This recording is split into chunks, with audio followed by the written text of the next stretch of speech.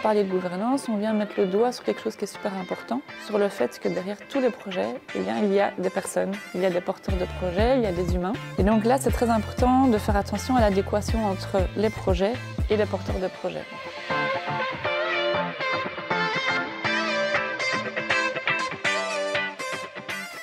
Trop souvent, quand on lance un projet, on se focalise sur la vente des produits, la vente des services ou autres, mais sans faire attention à l'équipe qui porte ce projet-là. Et donc, c'est vraiment très important à la façon dont l'équipe va fonctionner, dont elle va s'organiser. Et donc, en fait, ça, c'est la gouvernance. Alors, la bonne équipe pour le bon projet, ça, c'est une vaste question.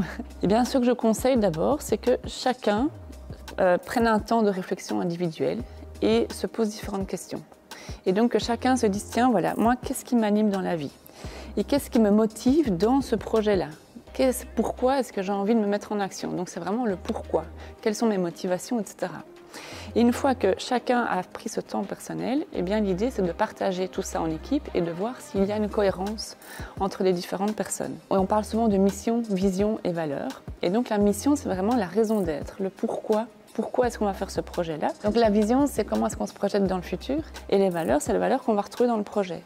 Et donc de nouveau, c'est super important d'avoir ce fil conducteur, en fait, ce fil rouge qui est mission, vision, valeur. Tout seul, on va plus vite et ensemble, on va plus loin. Et c'est vrai parce que même si ensemble, on va discuter, prendre le temps de vraiment réfléchir, etc., bah, on va aller plus loin dans les idées. Et il y a aussi cet aspect de se compléter. En fait, on se complète énormément dans le sens où moi, je suis beaucoup plus...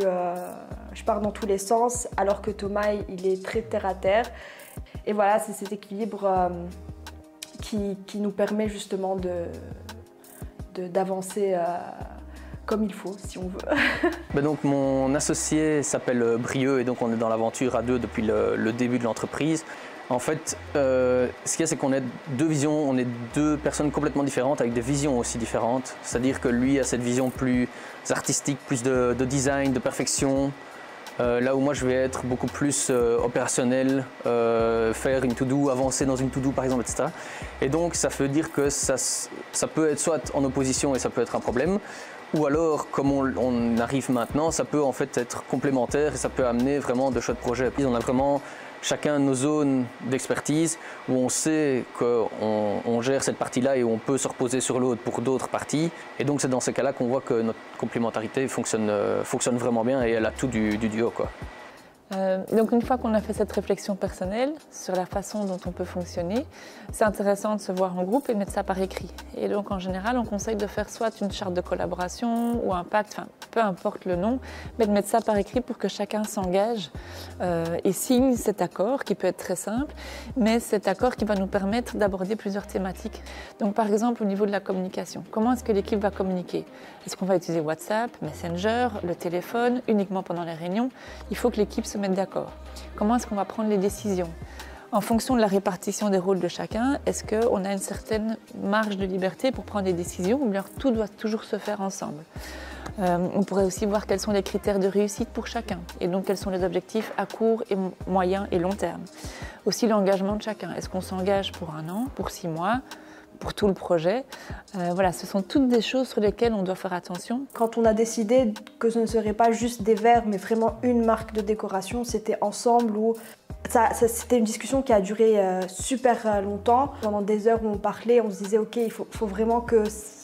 Enfin, on ne va pas juste prendre des bouteilles et les couper, il faut que ça aille plus loin, qu'on ait vraiment quelque chose de plus ambitieux. Si je devais conclure et juste garder 2-3 phrases, alors c'est super important quand on a un projet de faire attention aux facteurs humains. Parce que souvent, quand il y a un projet qui foire, eh bien c'est souvent l'équipe en fait qui est derrière et qui foire. Parce qu'on n'a pas fait assez attention à l'équipe, à sa façon de fonctionner, au fait que derrière l'équipe, enfin dans l'équipe, ce sont des personnes, des humains. Donc ça c'est vraiment très important. Et si je peux donner un conseil, c'est que lorsqu'on lance un projet, eh bien, c'est que chacun se sente aligné avec ce projet-là, que ce soit un projet qui soit juste pour lui, et puis qu'on mette ça en commun pour que ce soit un projet qui devienne juste pour l'équipe. Et donc, en fait, qu'on vibre pour son projet et que l'équipe continue à vibrer pour son projet.